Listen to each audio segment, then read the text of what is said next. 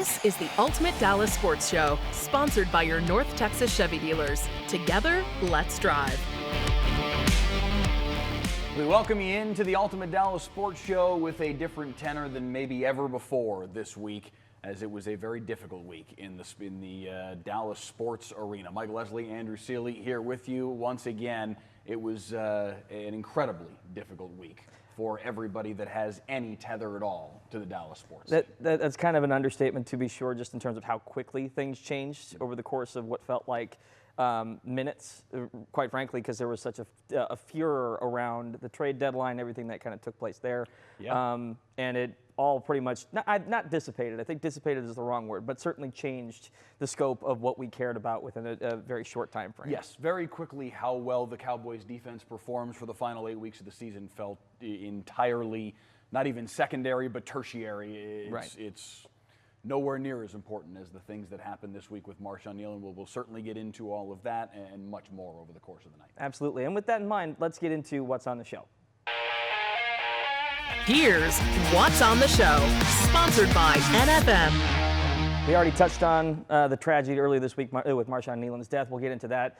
And it is a Cowboys bye week, so it is action-packed in other ways. This one largely thanks to the trade deadline. We'll talk about the new Cowboys and the difference that they can make on the roster, mainly Quinnen Williams, I believe is his name. I'm already blanking. Yes. My voice is back, but my brain is gone. Plus, a little look ahead to the game against the Raiders. And it's the return of everyone except Michelle's favorite game, No Fence Riding, with a look in gambling and sports and the Mavs.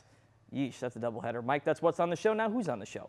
On the show today, one of our very favorites, Mac Engel of the Fort Worth Star-Telegram. Mac, we appreciate you being with us, especially on a night like this where the topics are, certainly the first topic anyway, is one of serious weight. The passing of Marshawn Kneeland, obviously taking the attention of the entirety of the sports world over the course of the last 3 or 4 days now that it has been. Moments of silence at NFL stadiums all around the league today, honoring the passing of this 24-year-old Dallas Cowboys defensive end. How did the news hit you on Thursday, and how have the last couple of days hit you? Well, I think I've lived long enough, like a lot of people, that I've been affected by suicide. I've known friends of mine who've taken their own life, and certainly I didn't know Marshawn on a personal level by any stretch of the imagination, but I know that when somebody does something like this, the aftershock is forever. You never forget where you were or your reaction when you find out a loved one has taken their own life. And there's a lot of thoughts I have on this subject, and obviously we don't know the particulars of what he was dealing with. And in fairness, Mike, I think it underscores that we never really know what someone is struggling with. The only thing that we do know is that everybody does have their struggle, because this is the guy that you would look at and say, well, he's got the life, right? He's got the life. I mean, he's an NFL, he's a starter for the Dallas Cowboys. I mean, that's the life, but he's got struggles too. And to me, what I think this issue underscores is that I don't think enough men, even in this generation, and I say this as someone who's on the other side of 50, who has seen all this evolve, Mike, I think one thing, and Matt Rule, the Nebraska coach, touched on it briefly the other day during his press conference, guys still are awful. Despite all of this awareness about mental health and all this other stuff, remain the leaders in the clubhouse at awful at expressing themselves and being honest about what's going on in their head and in their heart and their stomachs and their bodies. And I'm just going to say this 1,000 times. You cannot, this is a very emotional thing. And a male is not any less vulnerable to the human experience than females. The difference is we are horrible at talking about it, because if we do, then it's not masculine, or we're not being strong or tough, or all these other things. And I still think that is a very, very big problem. And I'm only guessing, this is just a point of speculation, I'm only guessing that Marshawn had those thoughts and feelings that maybe he just never quite addressed correctly. And then tragically, he's gone far, far too young. We hear it said oftentimes, it's okay not to be okay. Yeah. And it's a clever way to put it. It's a clever thing. Because it's a clever way to put it, it gets said a lot, but the actual emotion behind it, the meaning behind it, I think is illustrated by exactly what you said. Marshawn Kneeland is somebody that from the outside looking in, you'd think this guy has it all. He is a starter for the Dallas Cowboys, for America's team. He had a wonderful girlfriend. He had a great family. He had a lot of these things that from the outside looking in, you would think he has everything. So for everybody that's at home watching that may feel themselves like they don't have it all together, it's okay because none of us do. Nobody does.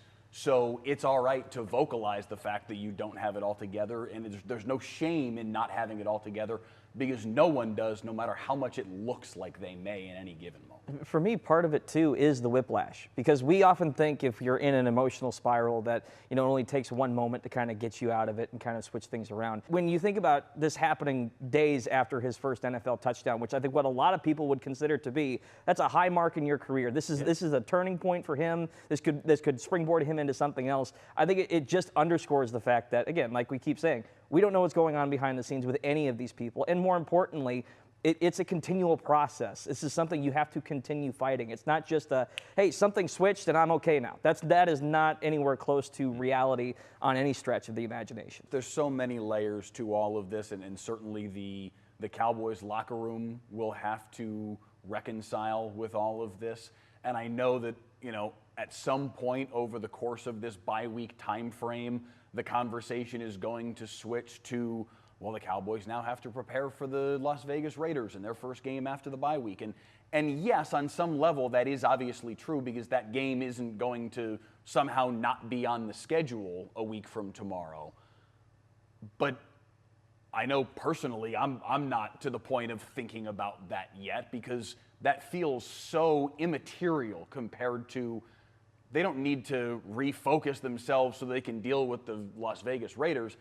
They need to just be in wherever they need to be right now to deal with the emotions of they lost a 24-year-old teammate a few days ago, and anything football-centric is so far off the table right now. You're absolutely right. And we have seen other instances with this team where a player has died during the season, and you got to go be a pro.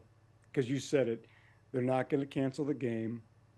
You got to go to work, and life moves on. That's just the reality of it is because, and they're going to have to you don't put it aside because you do have to deal with it. And it does underscore his absence far more for those guys and that coaching staff. Obviously it hits them a lot more, but it underscores for all of us the need to address, hey, are you doing all right? Really, are you doing okay? Are you doing all right? Whomever it is. And so they've got to do that, and they've got to get ready for a game because, listen, the bottom line is this team just made a couple of significant deals to try to make a push so they can have games in December that might have an impact that they could play potentially in January. As silly as that sounds, especially in light of the tragedy that just happened, that's their reality. And as pros, that's the task at hand on Sunday in Vegas. Yeah. I will say this just to put a bookend on all of this. Over the course of the next couple of days, week or two, whatever it is, as this is still top of mind for everybody, everybody's going to a little bit more intentionally ask, how you doing? Don't let that falter and don't have that. It's easy to say now. It can't be a burst. It's a lot It's got to be a real thing. It's got to be something that you put into your day-to-day. Yeah, instead of having it be the next time something like this happens, hey, let's start asking that question again. And if we can all just that 1 inch more, it would be a good thing. We'll be back right after this. If you or someone you love is struggling with suicidal thoughts, there is help available right now. Just call or text 988. The Suicide and Crisis Lifeline is open 24/7, and someone will be there to listen. Today's headlines, sponsored by your North Texas Chevy dealers. Elsewhere around the NFC East, the Giants give up a late lead in a 24-20 loss to the Bears in Chicago. The Bears reach 6 wins on the season, and the Lions blast the Commanders in Washington. Detroit also makes it to 6 wins.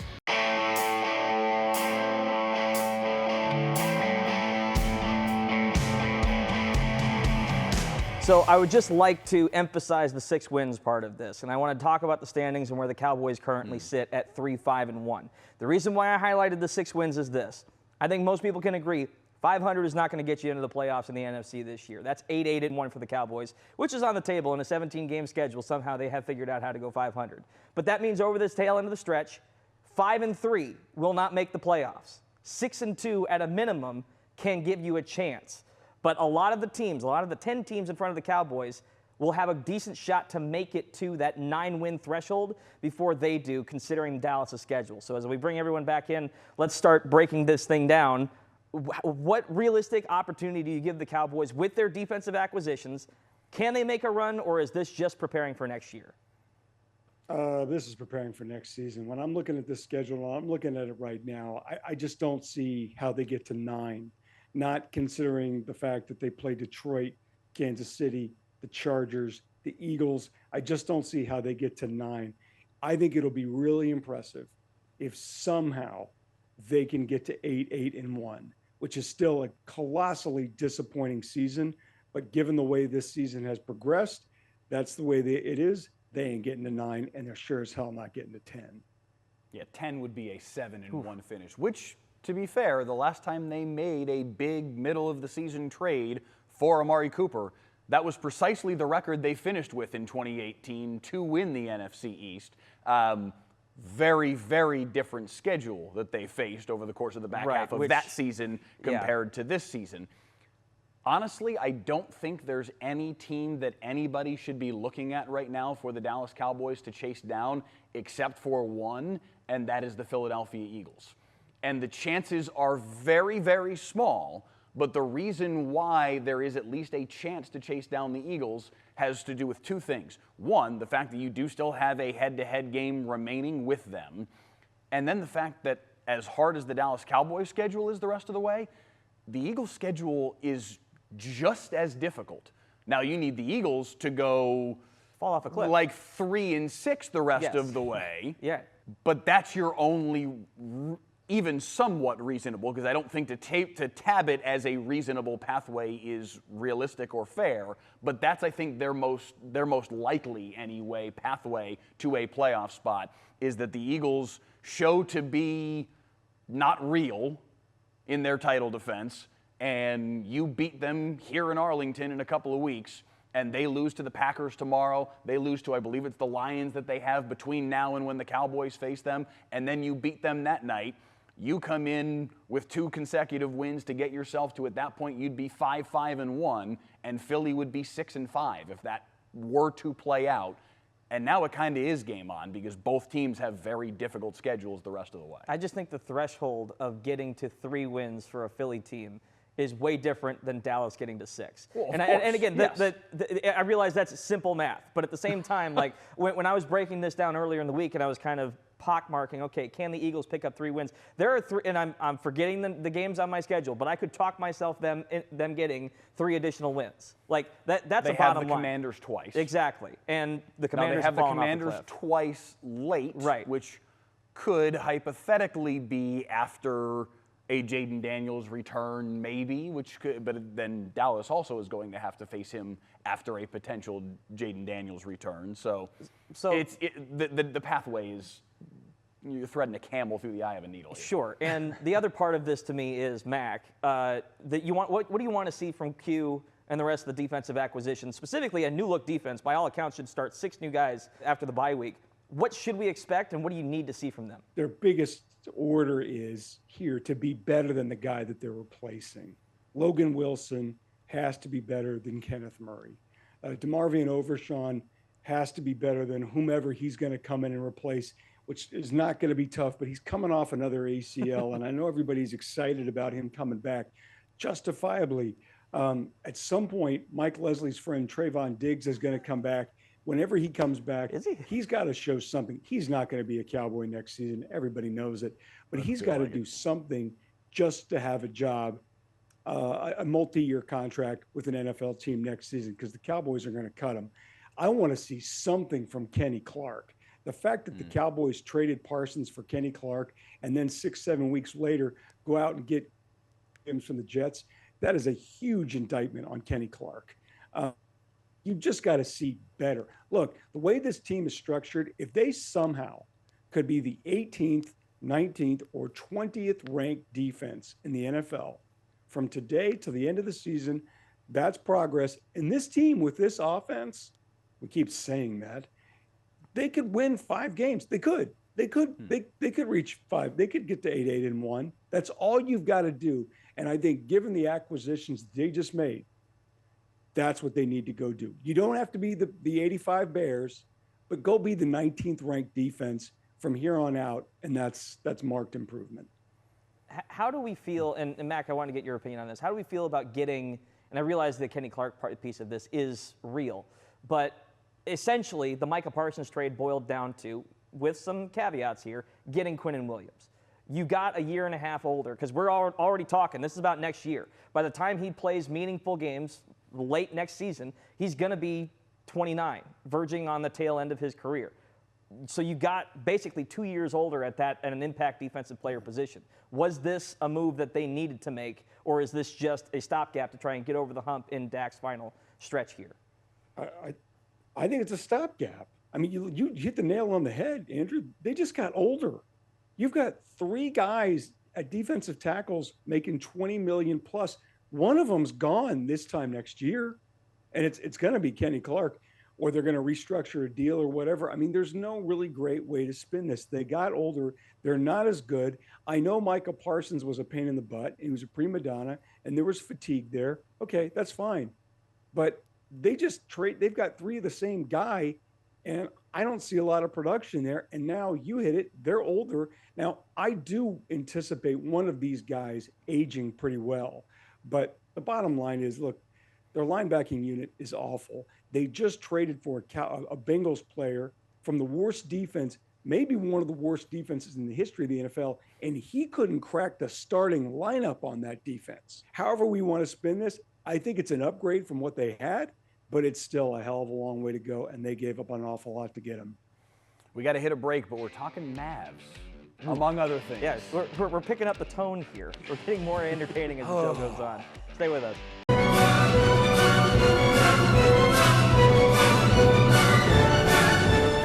It's a difficult show, but it's great music. Welcome back to everyone except Michelle's favorite game, no fence riding. The concept is simple, but we know Mike needs another explanation. So I got a pair of statements for our panel. They have to decide which side of the fence they're on, no waffling, or they get called out. All right, number 1 here. Cooper Flagg is not enough to save Nico Harrison's job at this point. Dallas's record and poor offensive play speaks for itself, especially juxtaposed with Luka and the Lakers right now. However, Nico defenders still argue the vision hasn't been realized yet because Kyrie's not out on the floor.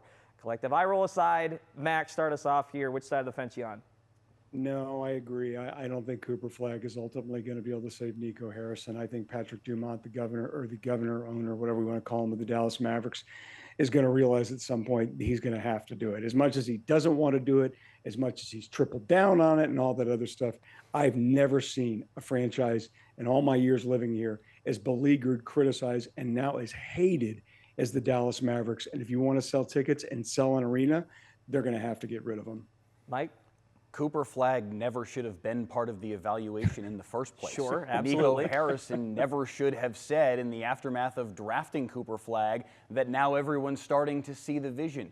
This wasn't part of the vision, Nico. You can't take credit for a lucky ping pong ball.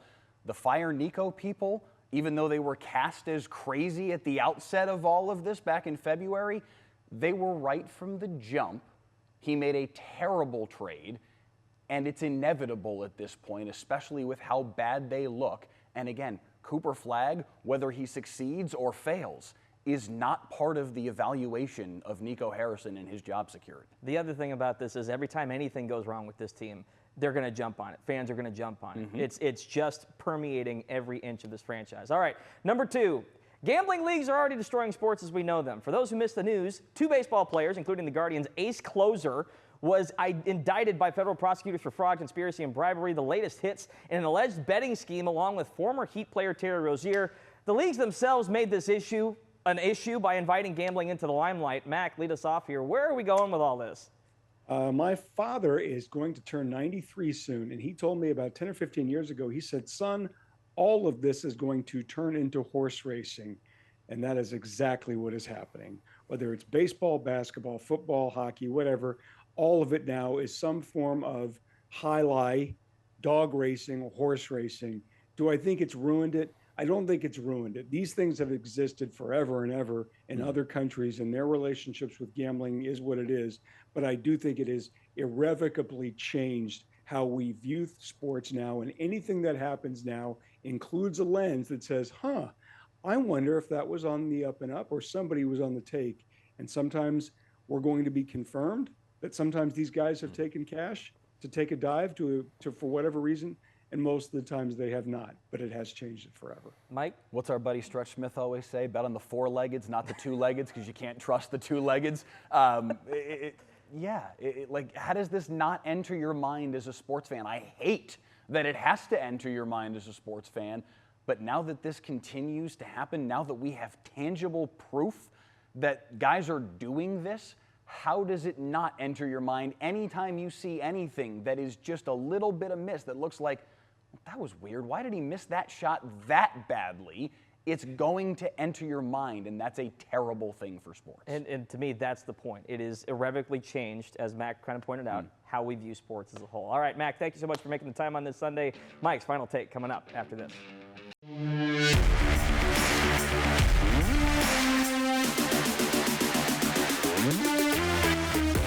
The passing of Marshawn Kneeland is rightly shining a light on everyone's need to take mental health more seriously. Please let it also, sports fans, shine a light on a need to treat athletes with a little bit more dignity and grace. And this goes for myself included and all of us in the media, the way that we talk about professional athletes, the way that we tweet at them, the way that we DM them. Keep in mind that there's a human being on the other end of everything that you're saying about the guy that cost you a bet. More than just stats, more than just fantasy points. I know it's tough sometimes, but like that is reality. These are human beings. Everyone has their own emotions. 24-year-old kid. Yeah, best way to put it.